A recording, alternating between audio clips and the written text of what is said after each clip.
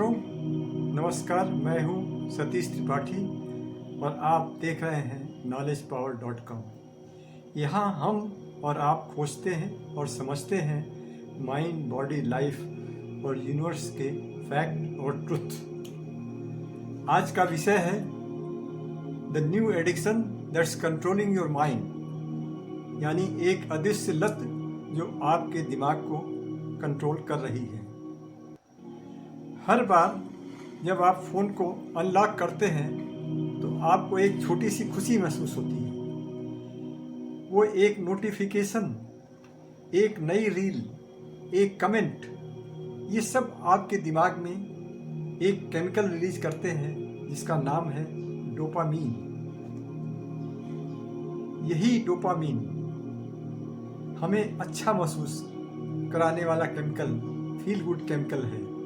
लेकिन आज यही डोपामीन हमारी डिजिटल लाइफ को एक अदृश्य नशा या एडिक्शन भी बना चुका है।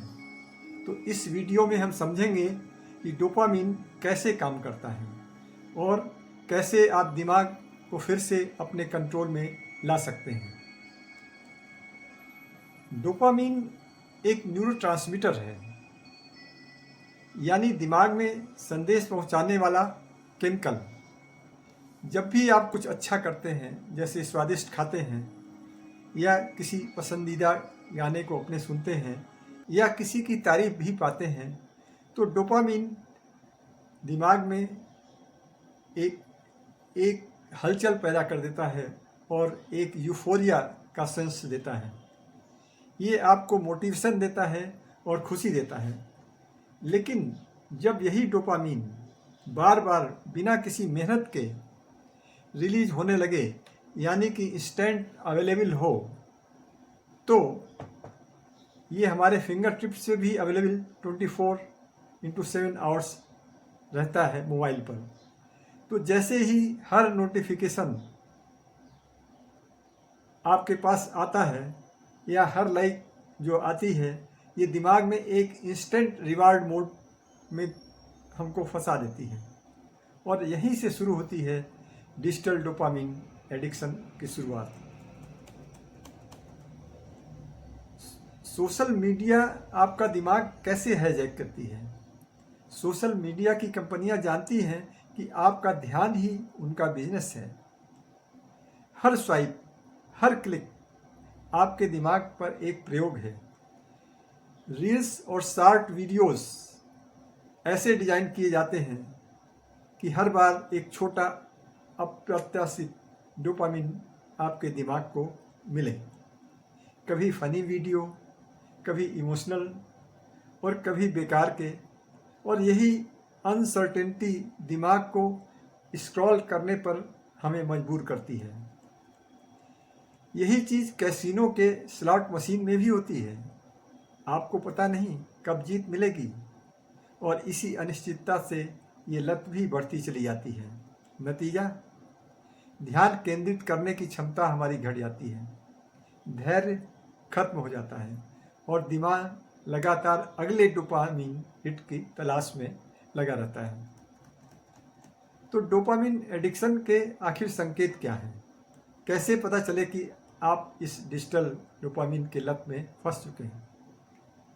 तो पहला लक्षण है बिना वजह फ़ोन उठाना, बार बार स्क्रॉलिंग करना, बिना नोटिफिकेशन के भी बार बार फ़ोन चेक करना, क्या कुछ आया।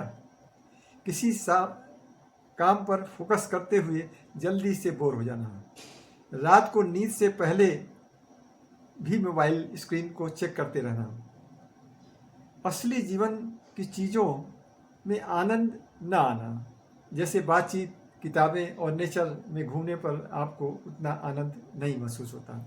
अगर ये सब हो रहा है तो समझिए कि आपका दिमाग इंस्टेंट रिवार्ड सिस्टम के जाल में फंस चुका है। तो आखिर डोपामीन ओवरलोड का विज्ञान क्या है?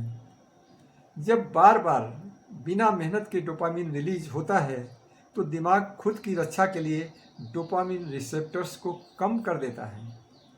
यानी अब आप उतनी ही खुशी पाने के लिए ज़्यादा उत्तेजना या ज़्यादा स्क्रॉलिंग करते हैं।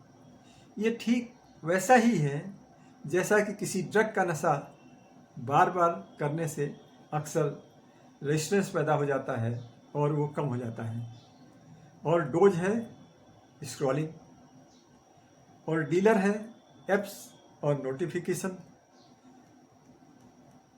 अब आप ये समझिए कि आप अपने दिमाग को कैसे रीसेट करें, किस ट्रैप से बाहर निकलें। ये हम अपने दिमाग को रीट्रेनिंग करके ही कर सकते हैं।